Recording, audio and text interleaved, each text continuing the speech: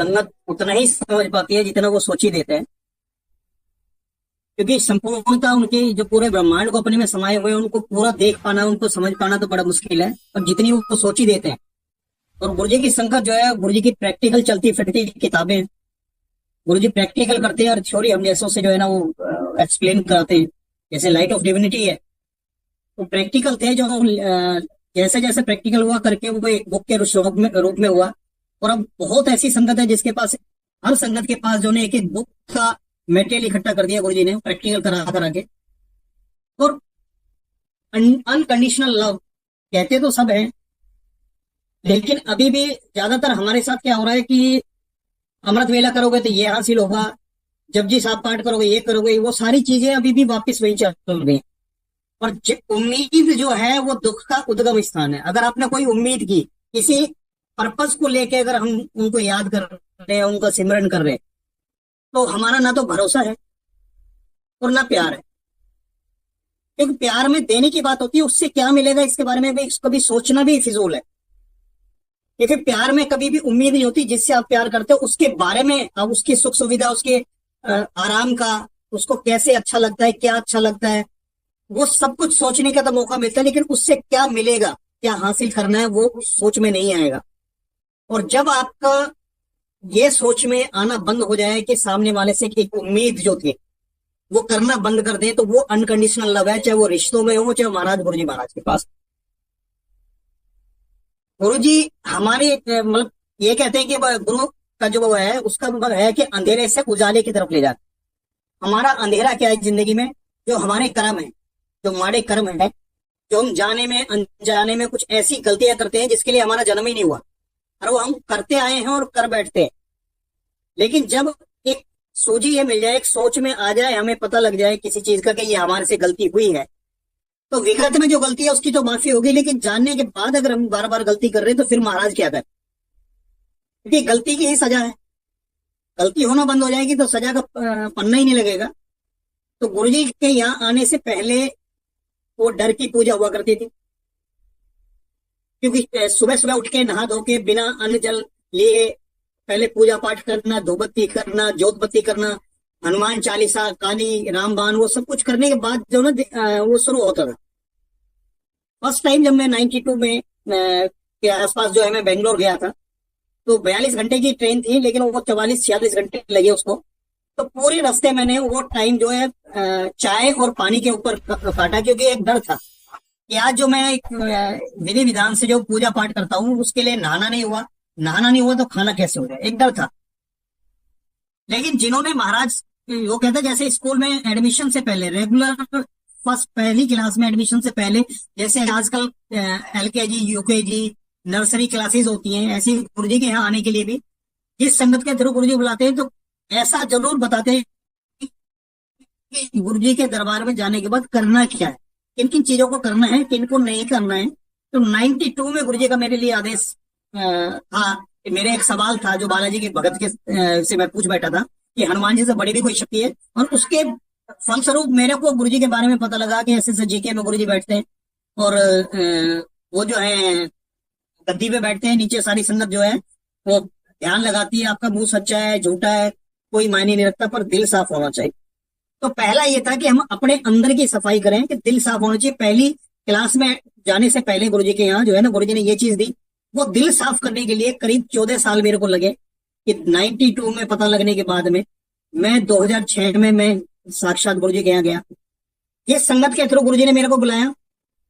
उसने एक चीज बताई थी कि गुरुजी जानी जहान है, जिसको वो अपने दर पे बुला रहे हैं सब कुछ पता है, ना तो वो प्रवचन देते हैं ना उनको कुछ बताने की जरूरत पड़ती। उसने ये चीज बताई थी। पहले दिन जब मैं गया था तो वो नजारा जो 92 में वो अंकल ने बताया था, बालाजी के भगत ने, वो चीज मेरे को वहां समझ में आई कि उन्होंने बताया गद्दी पे जो है महाराज बैठते, गुरुजी बैठते हैं और बाकी नीचे संगत कालीन बिछा होता है, संगत बैठती है। शब्द का नहीं बताया था पहले उन्होंने, लेकिन शब्द उन्होंने वहां मेरे को सुनवाए। पंजाबी समझ में नहीं आती, जन्म पंजाबी मोहल्ले में हुआ, लेकिन वहां से आके फिर यूपी के लोगों के बीच में मेरा जो है ना जो परवरिश हुई, तो वहां जाके वो पंजाबी खत्म हो गया। लेकिन जब गुरुजी के यहाँ गए तो पंजाबी वो चलने लगे। तो पहले दिन ही जो गुरुजी ने मेरे को एक अंदर जो होता है ना भरोसा और सब्र, आस्थावान तो मैं शुरू से था, क्योंकि 13 साल से रामलीला से जुड़ा हूं। तो एक भरोसा और विश्वास तो था कि इस सृष्टि को चलाने वाली कोई शक्ति है, वो तो शुरू से था। मतलब जब ये सोच भी नहीं थी, लेकिन जो रामलीला जो किया करते थे उसके लिए पूरे साल कोशिश करते हैं। 5 पैसे चवन्नी जो कुछ पैसे मिलते थे साल में, हमें पॉकेट मनी कुछ मिलती थी उस समय पे, उसको जोड़ा करते थे कि रामलीला में काम करना है। तो एक जो श्रद्धा और एक जो भाव था, जो पॉजिटिविटी थी, वो तो तब से शुरू हुई। और मंदिरों में मैं कभी जाता था तो अंदर का जो मेरा भाव अपना जो होता था वो यही होता था कि हे ईश्वर, ये दुनिया जो दुखी है, ये सारे दुख मेरे को ले जा और इस सारी दुनिया को सुखी कर दे। ये भाव तब था जब मैं जानता नहीं था कि भक्ति क्या है और पूजा पाठ क्या होता है, लेकिन एक अंदर भाव चलता था कहीं भी जाता। तो गुरुजी के यहाँ जब पहली बार आया, तो जब लॉकेट वो क्लिप वाले जो है ना गुरुजी के स्वरूप बांट रहे थे और मेरे को नहीं मिला, मैं हैंड वॉश करने के लिए चला गया। तो मैंने उसको, जो मनोज अंकल थे, उनको मैंने एक साइड में जाके जो है ना एम्पायर स्टेट में वहां जब गए थे 2006 में 12 मार्च को, तो मैंने उसको बोला, मैंने कि मैं तो हाथ धोने पानी पीने की लाइन में लगे और ये तो गुरुजी की फोटो बांट रहे, वो चले गए। तो उसने तीसरी जब उसने बताई कि टाइमिंग प्रायोरिटी गुरुजी की है, कब किसको क्या देना है, कितना देना है, कैसे देना है, सब कुछ डिसाइड गुरुजी करते हैं। और एवरी सब कुछ के हाथ है, हमारे हमारे लिए कुछ नहीं छोड़ा हुआ। तो उसने बोला, और उसी दिन जब आगे लेने की लाइन में लग रहे थे, वही अंकल आए, मेरे पास आके खड़े हुए, कुर्ते की जेब में हाथ डाला, 2 स्वरूप निकाले, एक मेरे को दिया, चला गया। वो पहला दिन था और मेरी जिंदगी भरोसा गुरुजी ने उस दिन टिकाया, क्योंकि 14 साल मेरे को तपाया। 92 से 2006 का जो पीरियड था, वो मेरी एक तरह से वो मैं पक्का किया कि जब ये आए तो वापस मुड़े ना। और वो वही वजह थी कि जो डे 1 पे आके जो है ना गुरुजी ने वो भरोसा दिया कि टाइमिंग प्रायोरिटी उनकी है, उनकी टाइमिंग में सबसे पहले है हमारी जिंदगी। एक सांस भी अगर हमें कोई फालतू दे जाए तो, क्योंकि सारी दुनिया की पूरी सृष्टि की दौलत हाथ में आ जाए, लेकिन एक सांस नहीं खरीद सकते। और जो उस एक सांस को हमारा एक्सटेंड कर दे, एक सांस हमें फालतू दे दे जो हम लिखा के आए, तो उससे बड़ा कोई अमीर नहीं होगा जिसने एक सांस कमा ली। और वो कैसे कमाई जाएगी? वो सिर्फ भरोसे से और सिमरन से कमाई जाएगी। सरेंडर तभी होगा जब आपका पूरा भरोसा होगा। जब तक भरोसा ही पूरा नहीं है, तब तक सरेंडर की तो कॉन्सेप्ट ही नहीं आएगी। तो पहले दिन ही गुरुजी ने वो कर दिया, तब से लेके आज तक मैं ये समझता हूं कि अगर सवाल है आपके मन में कोई, तो समर्पण नहीं हुआ, और समर्पण है तो सवाल नहीं हुआ। कैसे हमारी जिंदगी को कैसे गुरुजी इजी करते हैं और बड़ा सिंप्लीफाई करते हैं। हमारे पूजा पाठ को सिंप्लीफाई कर दिया। हमारे हाथ से धूपबत्ती अगरबत्ती वो जो सुबह उठ के ये करने का, ये सब कुछ नहीं किया, क्योंकि सिमरन जो है, सिमरन हर वक्त हर सांस के साथ किया जा सकता है। उसके लिए अवस्था की जरूरत है ना व्यवस्था की जरूरत, क्योंकि आपके अंदर है। आप कुदरत ने आपको वो सारी चीजें दे रखी है इस शरीर के अंदर, क्योंकि शरीर तो एक पैकेज मटेरियल है। इसके अंदर जो आत्मा का जो स्वरूप है, और कहते हैं कि 10,000 एक बाल का 10,000वां जो हिस्सा है, इतना बड़ा भर अंश है आत्मा का। लेकिन उसकी पावर इतनी है कि उसको संभालने के लिए इतना बड़ा बड़ा पैकेज दिया जाता है। और ये पैकेज क्या है? ये किस के लिए मानुष जन्म मिलता है, उसकी प्राप्ति के लिए एक वो यंत्र है जो शरीर है हमारा।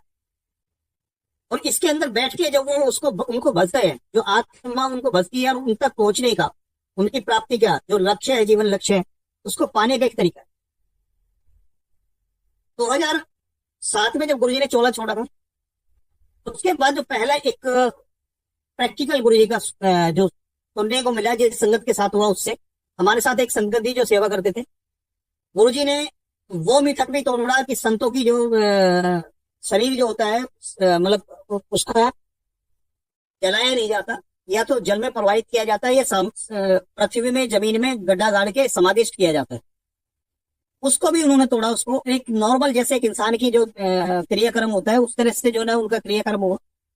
उसके बाद जो उनकी जो अस्थियां हैं, उसको लेके जो संगत हरिद्वार गए थे वहां उसको करने, उनका वापसी का एक था। उस दिन रात को हम बड़े मंदिर में थे, और ये सेवा थी हमारी कि वो लोग जब रात को जितने बजे भी वापस आएंगे तो उनको लंगर कराना, मतलब उनकी सेवा के लिए रोका हुआ था।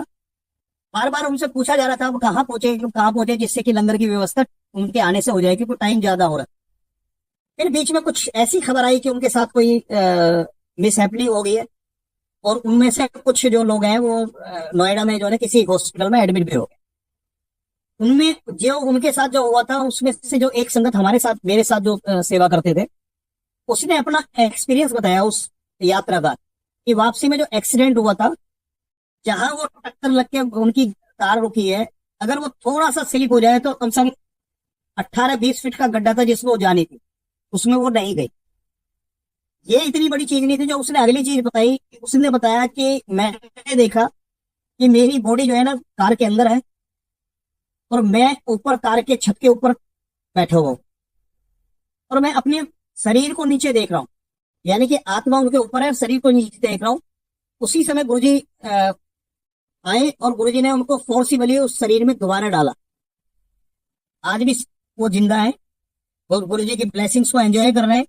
वो पहला ऐसा था कि चोला छोड़ने से, जो अभी अंकल सेठी अंकल बता रहे थे कि गुरु शरीर छोड़ते हैं लेकिन संगत को नहीं छोड़ते, तो ये पक्का है कि गुरुजी ने जो है ना, ये चोला तो जिस पर्पज के लिए था, इस शरीर को के रूप में जितनों को गुरुजी ने दर्शन देने थे, अपने सामने बैठा के उनको साक्षात जो दर्शन देने तो वो दिया, और उस शरीर का मतलब खत्म हो गया। जैसे हमारा भी जो शरीर है उसका जो पर्पज है, जिस दिन उसकी सांसें जो लेके आए हैं उसको खत्म होगा, उस दिन इसको छोड़ के जाना ही जाना है। कोई ताकत नहीं इसको रोक सके, और इसका वही काम होना है जो गुरु जी ने करके दिखाया, कि शरीर का ये बिल्कुल मिट्टी है, मिट्टी ही हो जाता। 2009 में हमारा एक घर जो था वो जर्जर हालत में था, लेकिन गली छोटी थी, 10 फीट की गली थी। नाले के बनने के बाद करीब 8-7.5 फीट की जो है जगह होती, जिसमें टू व्हीलर भी जो है ठीक से मुड़ता नहीं था। तो उसको नया बनवाने के लिए जब भी जिससे बात करते हैं वो कह रहे जी आजकल कम से कम 4 व्हीलर जो है ना घर के दरवाजे तक ना आए तो बेकार है घर। तो वो बनाने के लिए जो है मना करते थे। लेकिन मदर किसी पंडित जी के पास चली गई, छोटे भाई की वाइफ उनको ले गई। पंडित जी ने बता दी जी ये दिन जो है ना ये बड़ा शुभ बता रहे, इस उसमें मकान बनेगा वो बिल्कुल अच्छा बनेगा। मदर ने बिना मेरी हमारे भाइयों की नॉलेज के जो है ना, मदर ने मजदूर बुला के और उस मकान को तुड़वाना शुरू कर दिया, पिताजी वाला कमरा तुड़वाना शुरू कर दिया।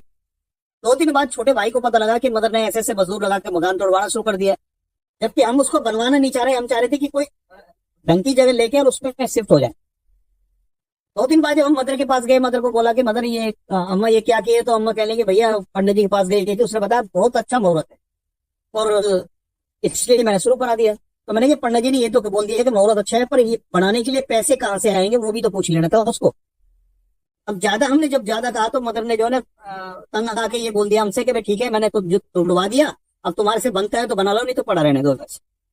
अब हम 5 भाई थे, पांचों अपना अपना रोजगार कर रहे थे, काम कर रहे थे। तो हमने आपस में बातचीत की, मैंने कहा ये भी ठीक नहीं है, क्योंकि इज्जत है हमारे माँ बाप की, पिताजी की, हमें कौन जानता है जब तक हमारी उनकी है। तो अब अगर नहीं बनेगा तो हम सबकी जो है ना कोई वो नहीं होगा, लेकिन ये होगा कि 5-5 लड़के हैं और मकान जो है ना ऐसी हालत में पड़ा हुआ टूटा फूटा। हालात नहीं थे। मेरे पास बड़ी बिटिया थी जिसका मैं देख रहा था कि कोई रिश्ता मिले और उसकी शादी करूं, प्रायोरिटी होती है। अगर घर मकान या किसी गाड़ी की जरूरत होगी तो इंसान सबसे पहले कोशिश करेगा कि लड़की की अगर शादी हो जाती है तो वो ज्यादा जरूरी है बनस्पत की घर या गाड़ी वगैरह। तो मेरी प्रायोरिटी थी बिटिया की शादी करने की, लेकिन मदर ने जो बीच में किया, उसी समय एक 250 गज का प्लॉट था मेरा और छोटे भाई का। जो इंसान ये कह रहा था कि अगर इस रेट में ये प्लॉट कोई ले ले तो मैं आपके टांग के नीचे से निकल जाऊंगा, वो आता है और आके जो है ना एक हैंडसम अमाउंट देके कह रहा जी मेरे रिश्तेदार को चाहिए और मुझे नहीं पता और मैं ये पैसे छोड़ दे जा रहा हूँ, आपने देना ही देना। तो वो गुरुजी ने, हमारी सोच में नहीं था, लेकिन गुरुजी ने ऐसा एक रास्ता निकाल दिया कि वो अपने आप आ गया। हमने कोई अप्रोच नहीं की उसको, वो आ गया, एक हैंडसम अमाउंट दे गया, जिससे वो काम शुरू हो गया। काम वो मकान बनते बनते 2010 आ गया। उसी पीरियड में बिटिया का रिश्ता, लड़का मिल गया, रिश्ता तय हो गया। 10 मार्च 2010 को उसकी शादी का तय हुआ। उससे पहले उसमें गृह प्रवेश हो गया, और जब उसकी शादी का दिन आया तब समझ में आया कि गुरुजी ने मकान कैसे क्यों पहले बनवाया। क्योंकि अगर वहां जो उस गांव में जो शादी जाके करनी थी तो ठहरने के लिए, बैठने के लिए इंतजाम होना चाहिए था। जो 4 लोग आएंगे उनको कहाँ बैठाया जाता, क्योंकि वो जो पहले जो मकान था जिसको मदर से तुड़वाया, वो मकान तो किसी हालत में नहीं था। उसमें तो हम खुद भी नहीं ठहर पाते ठीक से, सारे अगर बच्चे इकट्ठे हो जाते। गुरुजी ने पहले वो बनवाया, उसका इंतजाम कराया। बिटिया की शादी का दिन आया तो शादी के अंदर मैंने डीजे नहीं लगवाया। मैंने कि जगह छोटी है, डीजे का शोर ज्यादा होता है, आपस में लोग बात भी ढंग से नहीं कर पाते, तो मैंने वो डीजे वाली जगह पे मेरे जो अंदर भाव आया और मैंने गुरु जी का वहां स्वरूप लगा के और गुरु जी का दरबार में लगा दिया। तो जो संगत आई थी उन्होंने दरबार सजा दिया पूरा, उसमें एक अलग उसको पॉइंट पे, तो जो वहां जोत जला दी गुरु जी के वहां। और जो संगत आई गुरु जी की वहां, तो वो तो उनको मत्था टेका, वहां लोग बैठे, उनको बड़ा अच्छा लगा। मेरे चाचा जी थे, वो आए, उन्होंने देखा कि भी ये क्या है, तो ये देख के कह लगे ये कौन है। मैं कहा हमारे गुरु जी है। कहले कौन से गुरु है, तेरे को कौन सा सब्जेक्ट पढ़ा है। मैं कहा जी सब्जेक्ट पढ़ाने वाले ही गुरु नहीं होते, वो तो एक एक सब्जेक्ट पढ़ाते हैं, और ये तो पूरी जिंदगी का जो हमारी जो सब्जेक्ट है ना, जिसके लिए हमारा जन्म हुआ है, उसके समझाने वाले हैं, ये उसके गुरु है। यानी कि अध्यात्म के रास्ते पे चलाने के लिए जो मार्ग प्रशस्त करे, वो जो गुरु होता है। माता पिता के जो शिक्षक होते हैं वो, और तीसरे अध्यात्म में, तो उसके लिए भी एक गुरु की जरूरत पड़ती है उस रास्ते को पार करने के लिए। तो मैंने उनको बोला, बात खत्म हो गई। लेकिन जब मैं वापस सेवा में गया, बड़े मंदिर में जब मैं सेवा में गया, तो जो संगत उस शादी में आई थी, जिन्होंने वो शादी अटेंड करी थी और गुरु जी के दरबार में उन्होंने मत्था टेका था, उन्होंने जो बात बताई, उन्होंने बोला कि अंकल बिल्कुल नई कॉन्सेप्ट थी, और ऐसा लगा था कि गुरु जी का लंगर चल रहा है, मतलब सत्संग हो रहा है, शादी का जो है ना एकदम रूप ही बदल गया। आपने जो गुरु जी का जो दरबार लगा रखा था, तो उन्होंने जो अगली चीज बोली कि वहां शब्द बहुत अच्छे चल रहे। अब क्योंकि मैंने डीजे वाला सिस्टम खत्म कर दिया था, तो वहां स्पीकर वाला सिस्टम भी खत्म था। मेरे साथ जो एक चूक हुई थी कि मैंने गुरु जी का दरबार सजा दिया। उनको लगा कि यहाँ गुरु जी का लंगर हो रहा है, गुरु जी का सत्संग हो रहा है, लेकिन सत्संग में जब तक शब्द ना चले गुरु जी के, तब तक वो सत्संग की कॉन्सेप्ट ही पूरी नहीं होती। जो मेरे से कमी हुई थी, गुरु जी ने बिना मेरे को उसमें डाले हुए उनको वो शब्द सुनाए जो उन्होंने जाके मेरे को बताया। उसी 2010 में एक मेरा हाई कोर्ट का केस था, उस केस में मेरे मेरे मेरे फेवर में हुआ। मैंने घर में जाके बात की, मैंने कि यार ऐसे है, और कुछ 10,000 20,000 40 50 कुछ तो मिलेगा। तो मैंने कि एक लंबे संघर्ष के बाद जो है ना ये जीत हुई है, तो इस पैसे को एक यादगार उसमें करो। तो मैंने जो है ना बच्चों के साथ बैठ के बात की। तो बीच वाली बेटी एक नौकरी पे लगी थी, और उसके सारे साथी जो है ना वो कार लेके आते थे, मतलब सेल्फ ड्राइव करके कार लेके आते थे। तो मैंने बच्चों से बात की, मैंने कहा ठीक है एक कार ही ले लेते हैं, कुछ लोन ले लेंगे, कुछ कार कुछ ये जो पैसा मिलेगा उसको लगा के कार ले लेते, तो सामने रहेगी, तो ये होगा कि महाराज की कृपा जो है ना सामने आ रही है। एक साल के अंदर 21 नवंबर 2010 गुरु नानक देव जी का बर्थडे था, वो पूर्णिमा थी वो भी। उस दिन गुरु जी ने गाड़ी ब्लेस की, उसका नंबर 7213 था, 7213। और जैसे ही वो मंदिर के गेट पे पहुंची थी, वैसे ही उस पे पीछे ब्लेसिंग्स ऑलवेज, गुरु जी, गुरु जी के लटकने वाले स्वरूप, की चैन, वो सब कुछ जैसे इंतजार कर रहे हो। एक साल के अंदर 3 बड़े काम, मतलब एक विद इन 1 ईयर मकान बनना, शादी होना बिटिया की, और गाड़ी आना। मकान का टोटल नहीं कर पाया, शादी का टोटल नहीं कर पाया, क्योंकि पहले मैं एक डायरी मेंटेन किया करता था अपनी जिंदगी में पर्सनल खर्चे का। लेकिन गुरुजी ने उस वक्त ऐसा वो समझाया कि जब करने वाला मैं हूं तो हिसाब भी मैं ही रखूंगा, क्योंकि मेरे हिसाब से तो वो सब बेहिसाब था। मेरे डर के मारे मैंने उसका टोटल नहीं किया, कि मुझे भी समझ में नहीं आया कि मकान भी बन गया, बिटिया की शादी हुई, अब मैं टोटल कैसे करूं, क्योंकि मेरे हाथ में नहीं था इतना। और ये पहली बार नहीं होता। दूसरी बिटिया की शादी हुई थी, ये 2015 में 16 में जब ये नोटबंदी हुई थी। इस दिन शादी का दिन तय हुआ, 9 दिसंबर तय करके मैं घर आया था। शाम को 8 बजे अनाउंसमेंट हो गया नोटबंदी का। नोटबंदी का अनाउंस हो गया। अब जो मैंने फंड निकाला था वो केवाईसी के चक्कर में नहीं निकला, मेरा कैश मेरे पास अपने पास था नहीं, क्योंकि बैंक से निकला नहीं। लेकिन जो गुरु जी की संगत थी, उन्होंने, क्योंकि गुरु जब आदेश देते हैं, सूची देते हैं, तभी कोई काम होता है। जो संगत साथ में सेवा करते थे, उन्होंने बोला कि अंकल आप सिर्फ कैश के चक्कर में जो ना आप परेशान मत होना।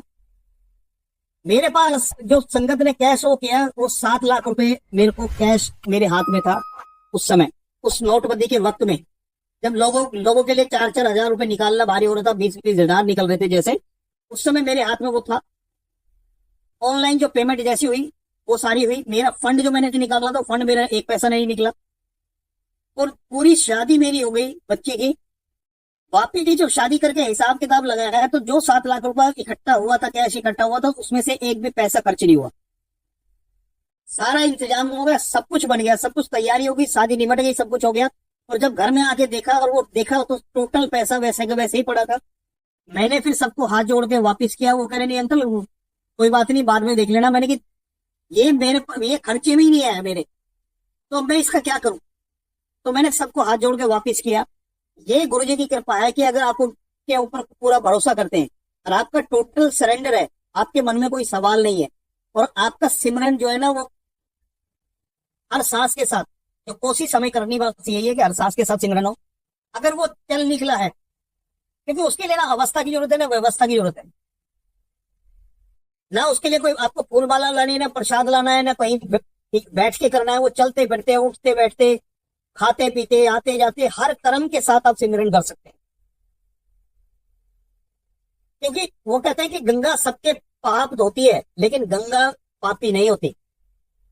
सबके पाप लेने के बाद भी पापी नहीं होती है। ऐसी सिमरन किसी भी हालत में, किसी भी अवस्था में, हमारी जो सामाजिक व्यवस्थाओं में कई ऐसे वक्त होते हैं जिसमें ये कहते हैं कि इस समय पूजा पाठ, धूपबत्ती, अगरबत्ती, मंदिर में जाना मना है, लेकिन सिमरन उस समय भी हो सकता है। क्योंकि वो इतना प्योर है और इतना जो अंदर से, जो आत्मा से, जो परमात्मा का जो मिलन है, एक रास्ता है, जो पैसेज है, उस पर चलने के लिए आपको किसी भी बाहरी दुनिया की जो दुनिया में जो ये चीजें हैं, इनकी किसी की जरूरत नहीं है, आपके अंदर है। उस गुरु जी उतने तक ख्याल रखते हैं कि आपका जिससे दिली प्रेम है, दिली लगाव है, जिससे भी, वो आपका परिवार का हो सकता है, आपका दोस्त हो सकता है, आपका रिश्तेदार हो सकता है, आपके वर्क प्लेस में हो सकता है। क्योंकि एक लाइफ में हमारे एक सर्किल होते हैं, जो पहले के सर्किल में आपके आते हैं, जिनके खुशी और दुख में आप जो है ना शामिल होते हैं, और उसका दुख सुन के आपको दुख होता है, वहां तक गुरु जी कल्याण करते हैं। मेरे दोस्तों के साथ जो ना गुरु जी के कभी सत्संग में आए थे तब तक, और ना गुरु जी को कभी माना उन्होंने, ना गुरु जी को जाना, ना गुरु जी के दर पे गए, लेकिन क्योंकि मैं गुरु जी ने बुला लिया था अपने उस पर, मेरा उनके साथ दिली रिश्ता था, उन तक का कल्याण किया। संगत का जो नहीं हो, पुरानी संगत वाले 31 मई 2007 से पहले को पुरानी संगत है, 31 मई 2007 के बाद की संगत को नई संगत। तो ये नई पुरानी का संगत का नहीं है, सिर्फ इतना है जैसे वो है कि द्रोणाचार्य जो थे वो राजगुरु थे, और जो पांडव और कौरव थे उन्हीं के बच्चों को वो अपने गुरुकुल में जो है ना शिक्षा दिया करते थे, शस्त्रों और शास्त्रों की शिक्षा उसमें दिया करते थे। एक भील का बच्चा था एकलव्य, उसके मन में भाव आया। तो जब ये कहते हैं कि गुरु चुनना हो तो उसके लिए भी बड़ा सोच समझना पड़ता है, और किसी समर्थ गुरु को, किसी पूर्ण गुरु का ही शरण लेनी चाहिए। और हम तो इतने भाग्यशाली हैं कि हमें गुरु को चुनने की जरूरत नहीं पड़ी, गुरु ने हमको चुना है। ऐसे एक मिट्टी और एक पत्थर को मूर्तिकार चुनता है, उसको क्या बनाना है वो भी उसको पता है। तो ऐसे हम तो मिट्टी और पत्थर हैं, गुरुजी ने हमको चुना है, अब हमें क्या बनाना है, अगर वो उनके हाथ में सौंपेंगे, सब कुछ उनके ऊपर सौंपेंगे, तभी जो वो हमें बनाना चाहते हैं, जो जहां तक हमें पहुंचाना चाहते हैं, वो तभी हो सकता है। तो एकलव्य का भाव आया, उसने पूछा, उसको पता लगा कि आज के युग में जो है सबसे बड़े जो है इसमें इस विधा के जो गुरु हैं वो द्रोणाचार्य। वो द्रोणाचार्य के पास गए, द्रोणाचार्य से उन्होंने अरदास की कि भाई मेरे को जो है ना अपना इसमें एडमिशन दे दो। उन्होंने बोला भाई ये तो राज परिवार का जो है ना गुरुकुल है, और इसमें तो जो आम जनता के बच्चे हैं उनका तो एडमिशन नहीं होता, तो मैं आपको नहीं कर सकता। वो जंगल में गया, उसने जो साक्षात दर्शन किए थे उसको लेके, और उसने एक मिट्टी की मूर्ति बनाई द्रोणाचार्य की, और उसके सामने ही वो तीरंदाजी का अभ्यास करने लगा, उनकी परमिशन से उनके सामने करके और उसको भाव में। तो एक दिन द्रोणाचार्य के कौरव पांडव के बच्चों को, अर्जुन, नकुल, सहदेव, युधिष्ठिर, दुर्योधन वगैरह को लेके जंगल में जा रहे थे आखेट की शिक्षा देने के लिए, प्रैक्टिकल कराने के लिए। तो इतने में एक कुत्ता जो है ना द्रोणाचार्य के ऊपर भौंकने लगा। तो एक पेड़ के पीछे से जो है ना एकलव्य दर्शन कर रहा था अपने गुरु के, क्योंकि सामने इसलिए नहीं आ सकता था कि उन्होंने उनको एडमिशन देने से मना कर दिया। उसने देखा कि उनके गुरु के ऊपर जो है ना एक कुत्ता भौंक रहा था, उसने तीरों से उस कुत्ते का मुंह भर दिया। द्रोणाचार्य की नजर गई कि कुत्ते का भौंकना बंद हो गया, तो उसके मुंह तीरों से तो भरा गया, लेकिन उसको हानि नहीं हुई, यानी तीर उसको कोई चुभा नहीं है। तो उसने देखा कि ऐसा इतना बड़ा तीरंदाज कौन है जिसने ऐसा करिश्मा किया। तो उसने आवाज लगाई, तो एकलव्य निकल के सामने आया हाथ जोड़ के, तो तो उसने बोला कि भाई ये तुमने किया है कि जी महाराज। तो कहने लगा, भी तुम्हारा गुरु कौन है? वो कहने लगे, जी आप। कह रहा, लेकिन मैंने तो कभी तुम्हें शिक्षा नहीं दी। कह जी मैं एक बार आया था आपके यहाँ, लेकिन आपने मेरे को जो ना राज परिवार का गुरुकुल होने की वजह से मेरे को एडमिशन नहीं दिया।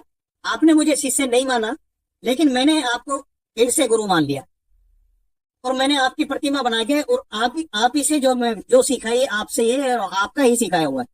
तो जो संगति 31 मई 2007 से पहले गुरु जी के सामने बैठ के आई, वो तो अर्जुन बन पाए, लेकिन जो गुरु जी की मूर्ति के सामने, क्योंकि कहते हैं ना गुरु जी के स्वरूप भी जो है ना आपकी सुनते भी है और आपको जवाब भी देते हैं, वो हकीकत है।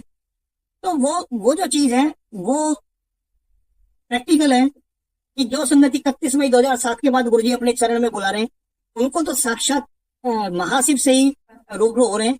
शरीर रूपी पर्दा उनके पास नहीं है, और जैसे मूर्ति से उसको एकलव्य बना दिया, उसी तरह से उस संगत को भी अर्जुन से आगे बढ़ के तीरंदाज बनाने की जो है गुरु जी की कोशिश है। क्योंकि पहले दिन जो मेरे को एक स्वरूप मिला था क्लिप वाला, जो मैंने कहा था कि वो तो अंदर चले गए, मेरा एक दोस्त था जो उसके शादी में मैं उसका धर्म भाई बना था, तो उसकी मदद दिल्ली आए हुए थे। तो उनके पाँव में घाव था, राइट पाँव में घाव था, जिसमें 3 बड़ी पट्टियां जो है ना दवाई की घुसाई जाती थी।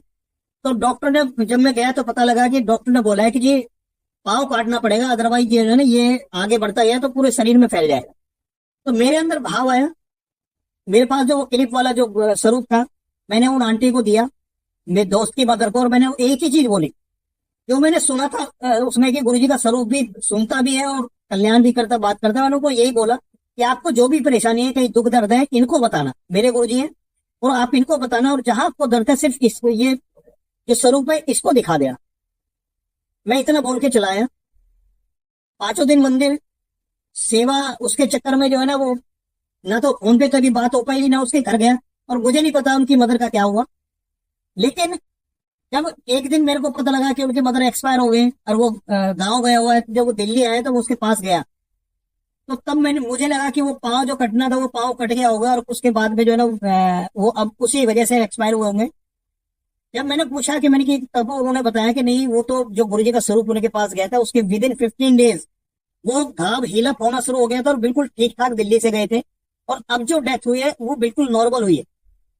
वो दोस्त जिसने ना कभी गुरुजी को जाना, ना गुरुजी को माना, ना गुरुजी के पास गया, ना गुरुजी के सत्संग कहीं गया, जो मेरे से सत्संग सुनवाए उनको घर जाके जब मैं जाया करता था कभी कभी, तो उतने बार था। उनकी मदर ने तो कभी ये हिंदी और पंजाबी जानते ही नहीं थे, वो हिमाचली बोलते थे, उनको नहीं पता, लेकिन उनके ऊपर कृपा थी। तब वो मेरे दोस्त की वाइफ ने बताया कि जी जो स्वरूप आप देखे गए थे वो हमेशा अपने हाथ में रखते थे, अगर 1 मिनट के लिए भी वो अगर आप हाथ से चला जाता तो वो सारे घर में हंगामा कर देते थे जब तक वो स्वरूप वापिस न मिल जाए।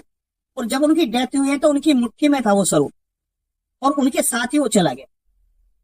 ये इतनी बड़ी कृपा है कि उनके बच्चों को नहीं पता, मुझे नहीं पता कि गुरुजी के साथ जो कहते हैं ना 1 to 1 रिश्ता है सबका।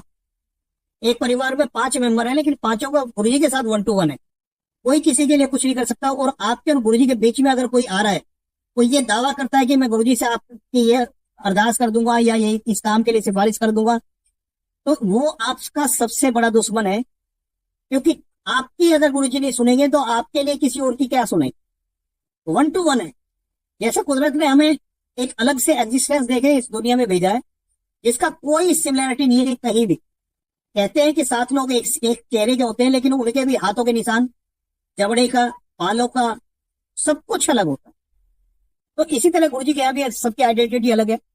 तो उनकी मदर के साथ गुरुजी का क्या रिश्ता रहा, कैसे उसको गुरुजी ने ब्लेस किया सिर्फ अपना स्वरूप उनके पास जाने के लिए, तो ये गुरुजी की कृपा है। और जब जिंदगी जो एक सांस जो बख्श दे आपको, और मैं अंत में यही बोलूंगा कि मैंने जो महसूस किया है कि आपके श्रद्धा, भाव और भरोसे के बाद जो टोटल सरेंडर होगा, ऐसे ही आपका समर्पण हो गया, उसके बाद आपके पास कुछ बाकी नहीं बचा।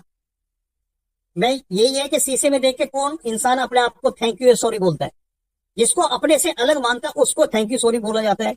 और जब हमने टोटल गुरुजी को सौंप दिया अपने आप को, तो हम उनसे अलग कहाँ हुए, हमने अपने आप को सौंप दिया। अब जैसे एक मिट्टी और पत्थर कुछ नहीं रिएक्ट करता, तो हमने क्यों रिएक्ट करना।